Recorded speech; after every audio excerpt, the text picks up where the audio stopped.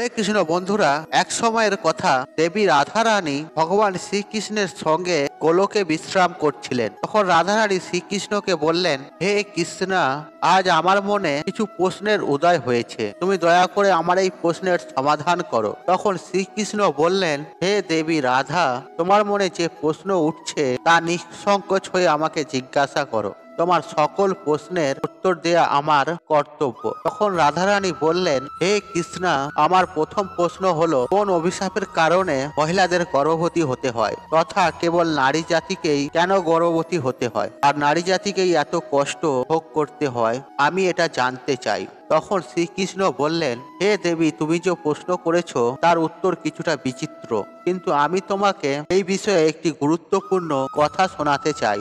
তখন শ্রীকৃষ্ণ বললেন, হে রাধে, বৈদিক কালের কথা, যখন ভগবান ব্রহ্মা সৃষ্টির সূচনা করেছিলেন, ওনারই বীর্য এবং তেজের দ্বারা কিছু ঋষি এবং মুনি ঋষির সৃষ্টি হয়েছিল।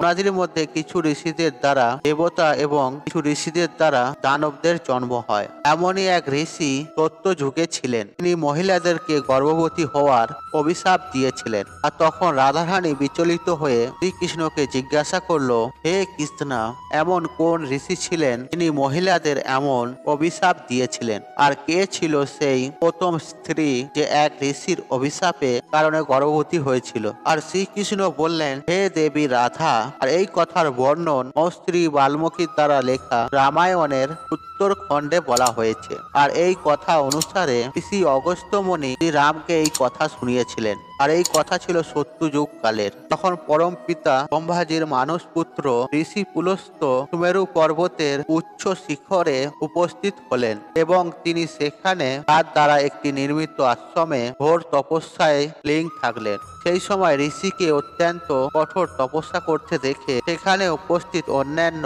স্ত্রীরা ঋষিকে উত্ত্যক্ত করতে লাগলো। তারা বারবার ঋষির সামনে যেতে লাগলো এবং তার ধ্যান ভঙ্গ করার চেষ্টা করতে লাগলো। ঠিক তখনই ঋষি পুলস্ত ক্রোধের বশে সেই মহিলাদেরকে অভিশাপ দিলেন, এখন যেই কন্যা সে সামনে আসবে এবং ঋষি পুলস্তর দৃষ্টি তার উপর পড়বে, সেই কন্যা সেই সময় গর্ভবতী হয়ে যাবে। আর ভগবান শ্রীকৃষ্ণ বললেন, হে দেবী রাধা, ঋষি পুলস্তর কথা শুনে সেখানে উপস্থিত প্রত্যেকটি কন্যা ভয় পেয়ে গেল এবং সেখান থেকে প্রস্থান করলো। কিন্তু ঋষি বিন্দুর কন্যা ঋষি পুলস্তের এই অভিশাপের কথা কিছুই জানা ছিল না। তিনি একদিন তার বান্ধবীদের খুঁজতে গিয়ে ঋষি পুলস্তের সামনে উপস্থিত হলেন। আর যখন ঋষি পুলস্ত তার দিকে তাকালেন, তখনই তার দেয়া অভিশাপের প্রভাবে সেই কন্যার উপর গিয়ে পড়ল।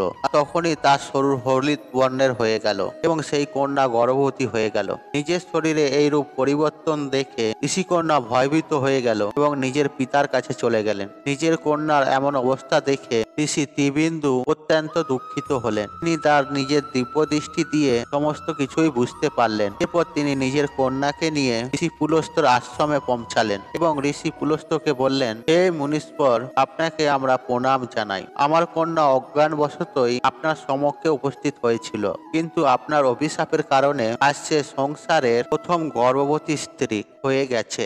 আমি আপনার কাছে নিবেদন জানাচ্ছি যে আপনি একে দয়া করে ভিক্ষার স্বরূপ গ্রহণ করুন।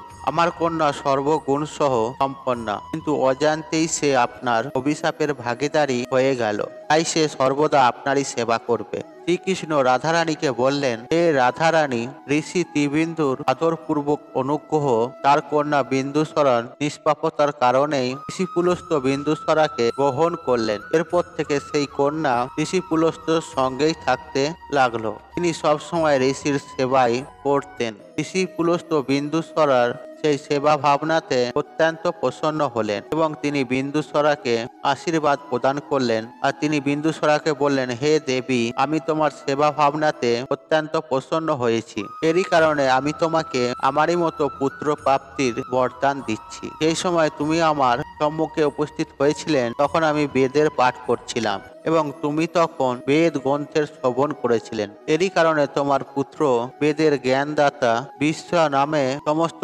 জগতে প্রসিদ্ধ হবে। ভগবান শ্রীকৃষ্ণ বললেন, হে দেবী রাধা, কিছু সময় পরে সেই কন্যা একটি পুত্রের জন্ম দিল এবং যেমনটা ঋষি পুলস্ত আশীর্বাদ দিয়েছিল, সেই ঋষি পুত্র বেদের জ্ঞানদাতা বিশ্ব নামে সমগ্র জগতে প্রসিদ্ধ হবে, তেমনটাই ঘটিত হলো। শ্রীকৃষ্ণ বললেন, হে দেবী রাধা, বিশ্ব বড় হওয়ার পরেও নিজের পিতা পুলস্ত্যের মতোই মহান ঋষিতে পরিণত হলেন এবং এনাকেই বিশ্বমিত্র নামে সমগ্র জগৎ চেনে। ঋষি বিশ্বমিত্রার তপস্বীর রূপকে দেখে ঋষি ভারদ্বাজ অত্যন্ত প্রসন্ন হলেন এবং তিনি নিজের কন্যাকে সঙ্গে তার বিবাহ দিলেন। পরবর্তী সময় বিশ্বমিত্রার একটি খুবই সুন্দর, বলবান এবং তেজস্বী পুত্রের প্রাপ্তি ঘটল, যার নাম রাখা হলো শ্রবণ। শ্রীকৃষ্ণ বললেন, হে দেবী রাধা, এই শোভনেরই আরেক নাম কুবের। এরপর শ্রীকৃষ্ণ রাধারানীকে বললেন, হে দেবী রাধা, আমি তোমাকে তোমার প্রথম প্রশ্নের উত্তর দিয়েছি। হে সখী রাধা, তোমার পরের প্রশ্ন ছিল, কেবল নারীরাই কি গর্ভবতী হতে পারে? সৃষ্টির লগ্নে নারীর সমান পুরুষেরাও গর্ভবতী হতে পারত, অর্থাৎ তারা নিজের তেজের দ্বারা পুত্র অথবা কন্যা প্রকট করতে পারতেন। কিন্তু হে দেবী রাধা, একটি স্ত্রীকে সংসারের সমস্ত শক্তির সঞ্চালক মনে করা হয়। সৃষ্টির ক্ষমতা একটি নারীর মধ্যে স্বয়ং ব্রহ্মাজি দিয়েছেন। এর কারণ হলো সৃষ্টির রচনা করতে ব্রহ্মাজির অনেক সময় লেগেছিল, তাই স্বয়ং ব্রহ্মাজি নারীদেরকে এই অভিশাপ রূপী বরদান দিয়েছিলেন। ব্রহ্মাজির পরে নারীরাই সংসারে সৃষ্টি করতে পারবে এবং সৃজন পালন করতে পারবে। বন্ধুরা, আশা করছি শ্রীকৃষ্ণের এই কথা আপনাদের ভালো লেগেছে। তাহলে ভিডিওতে একটি লাইক করুন, একটু কমেন্ট করুন, একটু শেয়ার করুন এবং বন্ধু বান্ধব আত্মীয়জনদের সাথে শেয়ার অবশ্যই করুন। মনে রাখবেন, আপনার একটি শেয়ার অনেক মানুষকে উপকৃত করে তুলতে পারে। আর আপনি যদি আমার চ্যানেলে নতুন হয়ে থাকেন তাহলে চ্যানেলটি অবশ্যই সাবস্ক্রাইব করুন এবং পাশে থাকা নোটিফিকেশন অন রাখুন, কারণ এইরূপ নিত্য নতুন ভিডিও সবার আগে দেখার জন্য। ঈশ্বর আপনার মঙ্গল করুক, আপনি সুস্থ থাকুন, আপনার দিন মঙ্গলময় হোক। হরে কৃষ্ণ কৃষ্ণ কৃষ্ণ হরে হরে।